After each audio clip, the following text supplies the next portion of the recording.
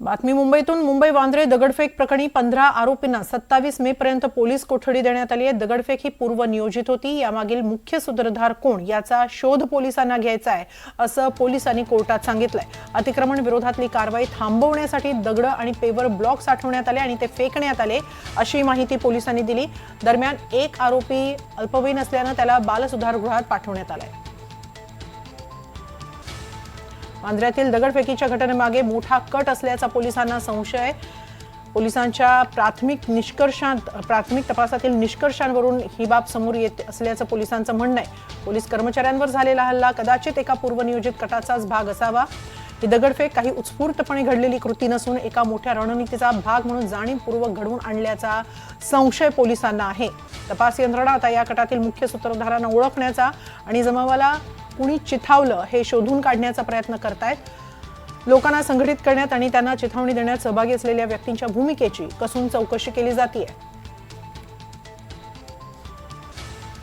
दरम्यान वांद्र्यातील आरोपींवर हत्येच्या प्रयत्नाचं कलम लावल्यानं वकिलांनी आक्षेप घेतलाय. पोलिसांना कोणतीही गंभीर दुखापत झालेली नाही असा दावा आरोपींच्या वकिलांनी केलेला. वैद्यकीय अहवाल सादर न करताच कलम लावलं असाही दावा आरोपींच्या वकिलांनी केलेला आहे. सगळे आरोप तथ्यहीन असल्याचा युक्तिवाद आरोपींच्या वकिलांनी कोर्टात केला. भाजप नेते किरीट सोमय्या यांनी वांद्रे परिसरात अतिक्रमण हटाव कारवाईची पाहणी केली. त्यांनी तिथं जात सगळ्या कारवाईचा सविस्तर आढावा घेतला.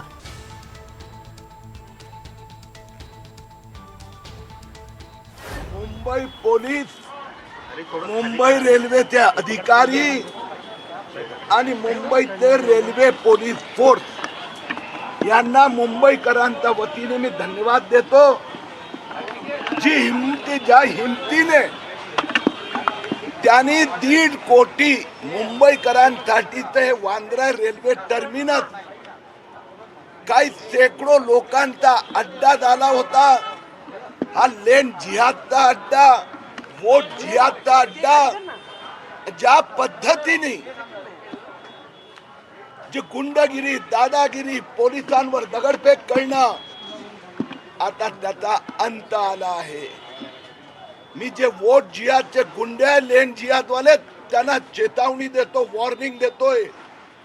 तुम्ही ज्या लोकांना भडकवलं ना काल, त्या प्रत्येकाचा तपास होणार.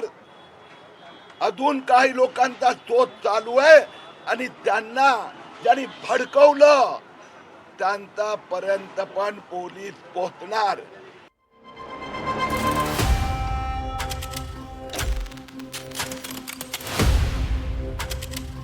तुफान दगडफेक आणि माथे फिरूनचा हैदोस. अतिक्रमण करणारे नडले, पोलिसांनी बडवले. एनडीटीव्ही मराठीच्या पत्रकारांचं धाडसी रिपोर्टिंग.